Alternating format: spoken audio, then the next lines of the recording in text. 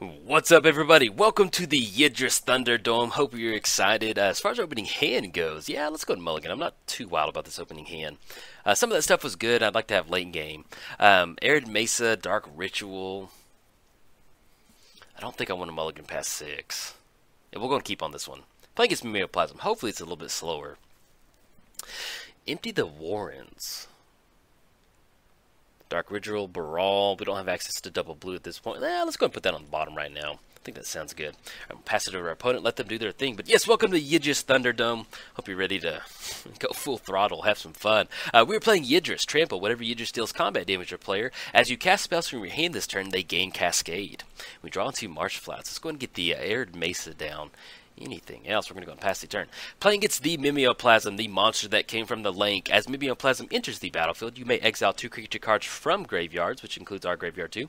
If you do, it enters the battlefield as a copy of one of those creatures, and with a number of additional +1 counters on it equal to the power of the other card. Opponent gets down the Thought Courier, draw a card, discard a card. Cool. Let's go and crack the Arid Mesa. Let's go and grab a Steam Vents off this one. That way we'll be online for Brawl's expertise. I think I do like that. Anything else? We'll kick it back over to us. Draw into Time Twister. That's not too bad. Let's go and get the Marsh Flats down. And in fact, we may end up going for... I guess we could go for Time Twister using Dark Ritual. Kind of get a fresh grip. That will kind of put our opponent in spots where maybe they get a couple of their Reanimator targets in the graveyard, but they could have a good opening hand. Yeah, let's go and have some fun. Yeah, let's go for Dark Ritual. Let's do it. I'd like to do some setting up next turn if we can get this going right now. I kind of like that. Let's go ahead and grab it. We have Taiga in the hand. We'll have to wait until next turn for that. Let's grab Badlands. Actually, let's just grab Blood Crypt. We have Taiga coming down next turn. I think I like that. Yeah, well, let's wait until we at least get down Taiga next turn. Okay, I'm okay with that. Not going to pay 2 life. Yeah, let's wait. We're going to go and pass the turn. Maybe we might get in a spot to where if we enter the Warren or something, we don't hold on to it and go for Time Twister later on. But yes, we covered both commanders. So it's free time. We can talk about whatever we want. But yes, hope you're excited for Yidris. I have not played Yidris in a long time. One of the main reasons why I hadn't played Yidris in a long time is because whenever they came out with the 1 versus 1 commander ban list, Yidris got hit with a lot of fast mana, which was kind of a bummer. And then Yidris got hit with a lot of really good utility blue cards, like stuff like Brainstorm and Treasure Cruise, different stuff like that. So that really hurt. And then Yidris got hit with a bunch of 1 versus 1 tutor bans, which was not a lot of fun. So Yidris kind of got like, at least my particular build of Yidris got slammed into the wall like 4 or 5 times. And so I was just at that point, I was like, man, I don't even know if this deck is still what I kind of intended for it to be. All right, Temple of Malady. Yeah, let's go and get that down. I think I like that. Our opponent's kind of, they're banking on Copper Mirror being their green source right now. It's a little slow for Mimeoplasm. They're just looking at Duplicant right now. Let's go Temple of Malady. Let's see what's on top. That's going to be 1, 2, 3, 4. Yeah, I'm okay with that. Cyclonic Rift. I think I'm okay with it. Yeah, let's go put that on top. Be a little disruptive. Yeah, I think that sounds good. Let's put that on top. We will have the land drop to get down for Yidris. Anything else, we're going to go and pass the turn. Yeah, so it was just kind of like my Yidris deck went into an identity crisis. I didn't know exactly what I wanted to do with it. For a while there, I was going to kind of go value Yidris. But as I've been playing it, I kind of settled into this. My old build of Yidris was all-in Storm. Like, we're going to get as much Storm action as possible. And then I was like, well, I kind of want to go more of the Maelstrom Wanderer style build where it's just really ramp and a bunch of utility stuff. And so I kind of settled into this kind of value / storm style build to where we still have a lot of the storm pieces like Dark Ritual, and we have a lot of the other times we're just going to be like cascading into like a Cultivate or something like that, or some good utility creatures, and then we kind of get that going. Alright, opponent went for Rigor Mortis. Return target creature card from the graveyard to the battlefield if green was spent to an additional +1 counter on it. So they do have Consecrated Sphinx on the battlefield. That's going to really kind of start to add up. Let's see if we can't... Now that's the other thing, is our opponent does have Duplicant on the in the graveyard, which is going to be online for Mimeoplasm. A little bit of a bummer, so we kind of have to watch out for that. And then Consecrated Sphinx in the hand. Let's see what we can do. If we kind of wait on our opponent, then, what are we looking at Blasphemous Act wise? It's going to be 6 total mana. Kind of blow everybody up, and that kind of puts them in a weird spot where they have to go for Mimeoplasm out of the graveyard on that Duplicant. I think I'm okay with that. If we go Dark Ritual, It's going to be 6, then we Dark Ritual. It's going to be 1, 2, 3, 4, 5, 6. Yeah, we can do that. Let's go Blasphemous Act. Let's go Dark Ritual. I like taking care of everybody. You know, let's go to put them on 5 mana, getting on the Mimeoplasm. Then maybe we can get down Yidris next turn. So let's go Blasphemous Act. Tap out for 3. Be 13 damage to the whole crew. Just really want to kind of, you know, if we can take care of one of their mana dorks, if we can take care of one of their looters to make sure they have reanimator targets in the graveyard, then it kind of puts them in a spot to where maybe they do hit their land drop for the turn. They're going to have to go for just like a value play instead of going for duplicate on Yidris. So that's kind of what we're trying to set up, is that hopefully they go for Consecrated Sphinx. Hopefully we can outrace card draw. That's my game plan. We can't really get down Yidris and then lose to a duplicate with a bunch of counters on it, exiling Yidris. That's not going to be a lot of fun. So. But yeah, as far as the deck goes, it kind of settled into, it's just kind of in between Storm and Value.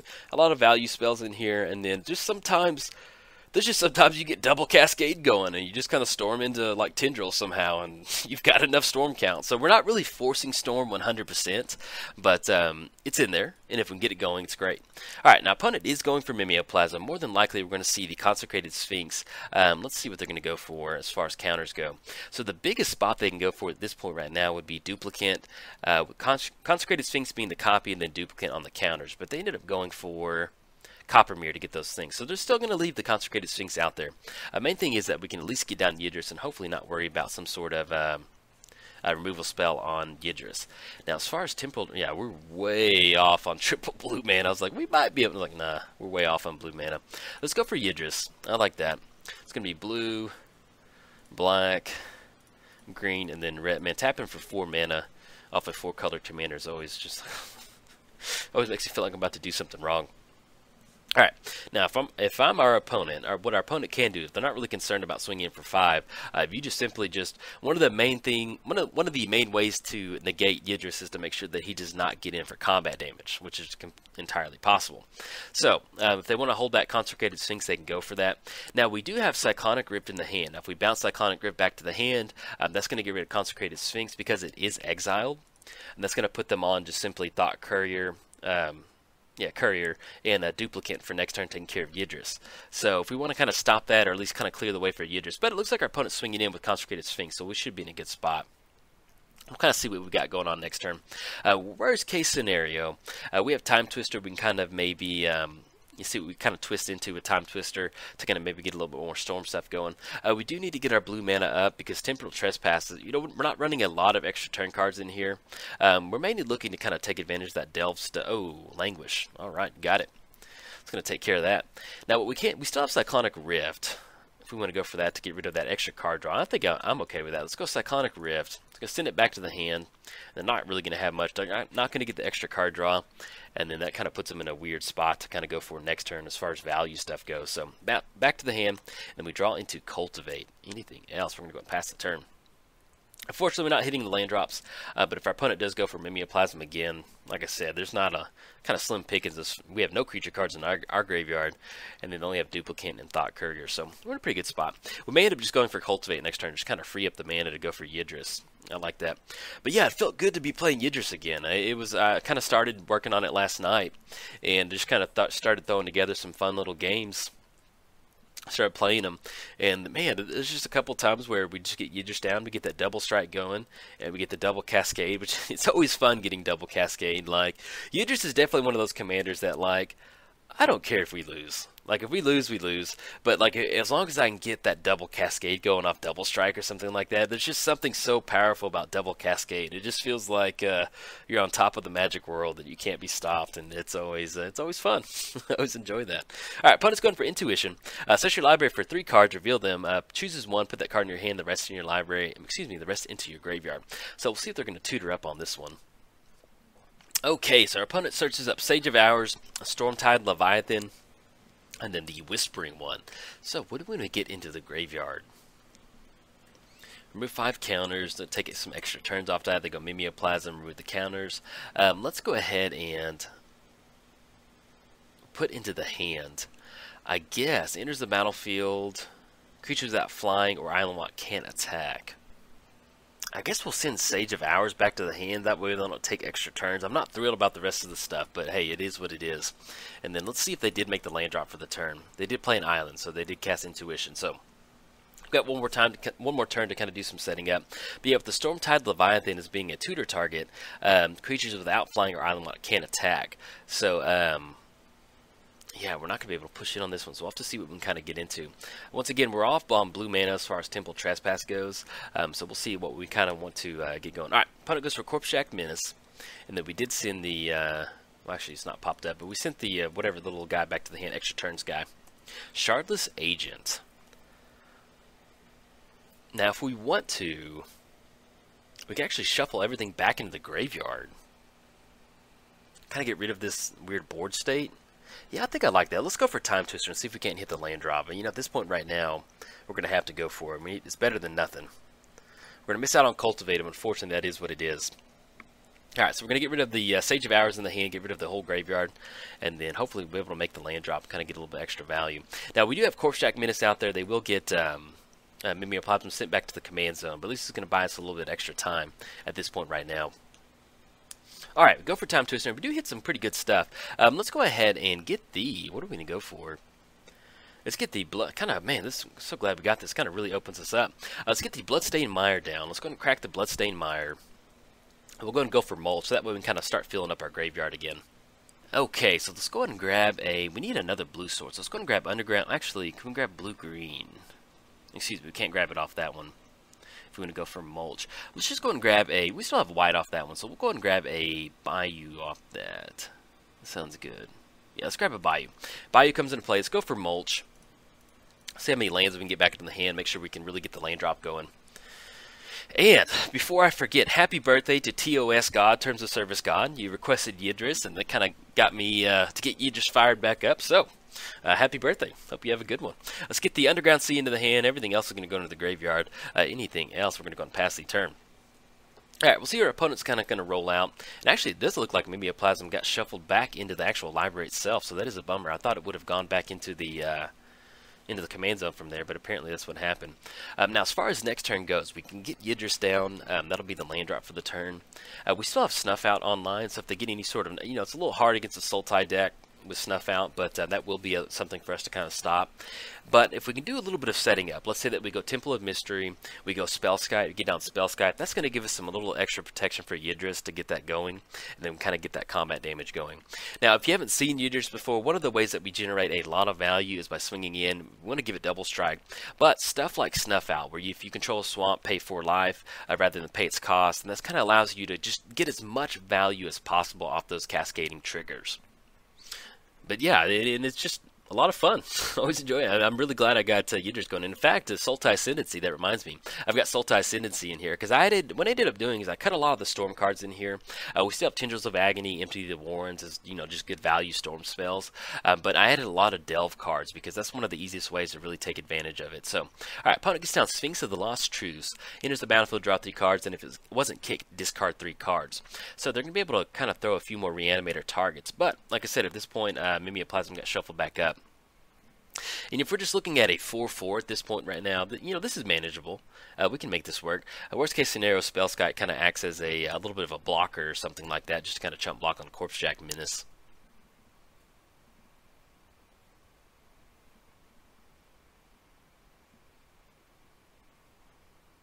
Alright, and they do get that discard the 3 cards, and we see Sage of Hours into the graveyard. Alright, so they're going to swing in for 4. It's going to put us down to 17. More than likely, they're going to swing in at 4, I would assume. And then we draw into Blood Mist. Okay, so let's go and get the Badlands down. Yeah, because Yidris is going to be 6 total mana. Is that correct? Yeah, 6 mana. So we can get it down this turn. We can go for Blood Mist next turn. If we do a little bit of setting up, get down Spellskite, I feel a little bit safer like that. And we still have Snuff Out on the Sphinx of Lost Truths, so I'm okay with that. Let's get the Badlands down. Let's go for Spellskite. It's going to be 1 and 2. And let's go ahead and go for Blood Mist. Now, if we go for Snuff Out on the Sphinx, that will stop that swinging in the air, but that's going to cut us off on Yidris. So we'll see exactly what we want to go for. Because if we give it double strike, yeah, we'll see. Let's go and get down the Blood Mist. Either way, it's been a nice match. I've enjoyed it. That Time Twister was pretty good, kind of shuffling everything back. Really gave us a chance to kind of reset on this one. Alright, so we get down Blood Mist. Anything else? I'm going to go ahead and pass the turn.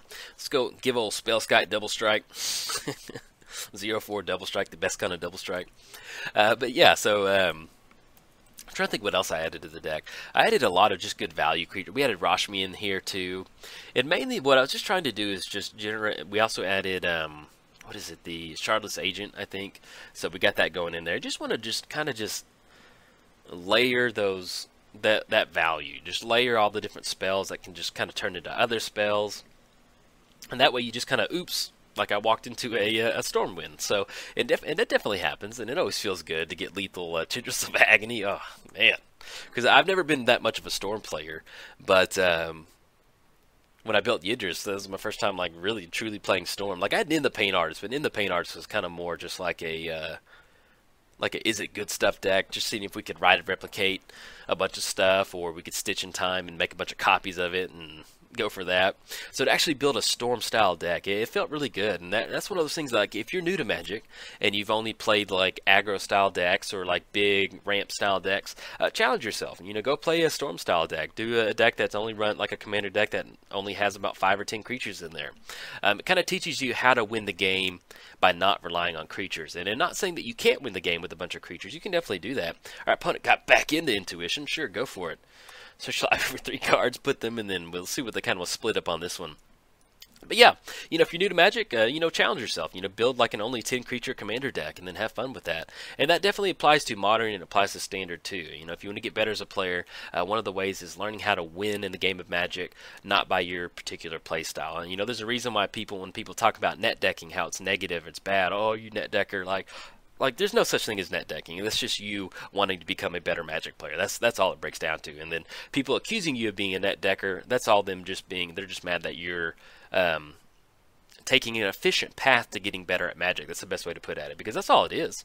You just you want to get better at Magic. You want to learn how to play a deck, and you want to go. Like, my channel would not be possible without net decking. Like, I don't net deck decks all the time, but I like to brew for Commander. And when I brew for Commander, it helps that I've played some of these established decks. I've played some of these established cards in these commanders, so that way when I build a Commander deck, I remember, like, hey, this card worked really good in there, and it allows me to kind of think a little bit more creatively as far as my decks go. So if you're somebody that wants to brew for Commander, or you don't really do a lot of fun stuff as far as brewing or Modern or Standard, definitely go for it. It's a good way to kind of have some fun. Alright, so we're going to have to put 1 card into the graveyard. That's correct. I mean, 1 card in your hand, rest in your graveyard. What do we not want to play against? I guess technically we can kind of work our way around. If our opponent goes for Stormtide, let's get Terraston in the graveyard. Let's get Whispering One in the graveyard. And the Stormtide Leviathan, we can save that for Snuff Out. I think that sounds good. So we'll put the Whispering One into the graveyard. Ah, bummer. Dang it. I hate options like that. Yeah, so I didn't really want to give... Oh, well, it's not the end of the world if they get that down, to be honest, though. Yeah, it is what it is. We'll see what they have going on, though. That happens. Oh, well, they had Mimeoplasm in the hand. Go for it. Alright, get that down. And let's see what they choose. If they go for Stormtide, then that would be good for us to go for Snuff Out. But if they go for the Elephant, they can go for the Elephant, but oh, beautiful Sage of Hours. So they're going to be able to take a few extra turns after this one. We'll see if we can't get out from underneath this. Yeah, because they remove it for each 5 counters, remove that way. So they can do it in response to that. Or they're actually going to take 3 extra turns off this. Now, if we go for Sage of Hours, I think so. Yeah, if we go for Snuff Out on the chump block on the... Let's see how we're going to do this. So if we go Snuff Out, we're going to have to pay 4 life. They're going to be taking 3 extra turns. Yeah, 3 extra turns on this one. So we chump block on this. That's going to be 4, 8, 12. We're going to lose 4 life. So it's almost like just swinging in at this point right now. 4, 8, 12. Swing with the Sphinx. Yeah, we're going to have to deal with the Sphinx. That's going to be 9 right there. Yeah, I was just going to go for it. Take care of the Sphinx. Swing it for 4. We're just going to chump block at this point right now. That puts us at 1. We still have Sage of Hours out there. I don't know. We'll see what's going on. See if we can survive this. But yeah, they're going to be taking 3 extra turns off the Sage of Hours. But this is a fun Mimeoplasm match, so I'll probably go and post it up. Or, you know, if it's more of a commentary style video. But yeah, net decking. I'll kind of talk about it a little more while they take their extra turns. You know, net decking is not a bad thing. People make it sound out to be like it's a bad thing, but it's not. I mean, it's part of the reason why I've gotten to the point to where I play a lot of Magic, and I've gotten to the point to where I can really kind of show y'all fun Magic gameplays because of, like, you know, looking at other people's decks and isolating the key cards from those decks and saying, hey, those cards really work. Like when I brew for Modern, like, you know, if I have an idea, I haven't built it yet, but like I want to do Jund Dinosaurs. I don't know if it's going to work, but, you know, at its core, we have you have Dinosaurs, and then you have Jund. So you go look at a Jund deck, you know, what are the all-stars of the Jund deck? What really performs really well? So you're going to have your Terminates, your Lightning Bolts, and, you know, there's not a lot of ramp in Jund as it is right now, but you can throw some Birds of Paradises in there. Then you just kind of fill in with some dinosaurs. You know, if you just fill in some good value dinosaurs like the Regisaur Alpha, the one that enters with a token, you know, that's definitely what Jund wants to do, because Jund wants to 1-for-1 your opponent, and then you get down the Alpha, you get a dinosaur token on the battlefield. And then you can maybe kind of close it out with some extra 2-for-1 creatures like that. So, but, you know, at its core, you're taking the core concept of Jund, and that is 1-for-1ing your opponent using those core elements, and then adding in the dinosaurs to see if you can't get a little bit extra value out of that. So, and that wouldn't be possible if you didn't net deck. You know, if you didn't look at a Jund list and say, hey, I want to build Jund dinosaurs, and look at that list and kind of go from there, it wouldn't be possible. But hey, that happens. All right, we go down to 8. Opponent's gonna be swinging in for 10 next turn. Let's go and throw the good game over there. Good game. Close it out. But yeah. Don't be afraid to kind of go outside of your comfort zone. You know, that's the only way that you're going to become better as a Magic player, is by going out of your comfort zone and having fun in Magic. Because that's the most important thing. Have fun. Do what you want. And of course, use EDH Rec. It's one of the best commander utilities out there that you can use. Some people say it's net decking, but it's not. You know, because eventually, you'd arrive at those cards eventually by doing your own research. So why not just go to the actual source itself instead of having to, it's kind of like, I'm trying to think how to describe it. Like, yes, technically you could like have somebody fax you a bunch of stuff to read, but you can just like go on the internet and find it right then and there. I mean, it's you know, it's just the speed at which you can access information. EDH Rec makes it a lot easier for you to do that, because you're still going to arrive at the final destination of what good cards are good for this commander. It makes sense. Why not just go in and just, hey, save yourself some time and have some fun. All right, we're going to get the Whispering Coming one back with the Elephant. Unfortunately, it always makes you laugh with Yidris is that I have these games where, like, I practiced Yidris last night. I had 3-4 games where I was just, like, churning them out, like, turn 4, just boom, boom, boom, slamming them, going. And then we go for Yidris now, and then we run into the Mimeoplasm meat wagon, just brrr, the grinder. But I'll take it. Hey, I like losing to Mimeoplasm. I was pretty sick with the Sage of Hours. I really enjoyed that, taking those extra turns. All right, so we're going to let our opponent swing it in, close it out. It's going to be 10 total, swinging across with the Swamp Walk and the Corpse Jack Menace. And they'll get the, oh, don't know what we got going on. What are we doing, man? You got this.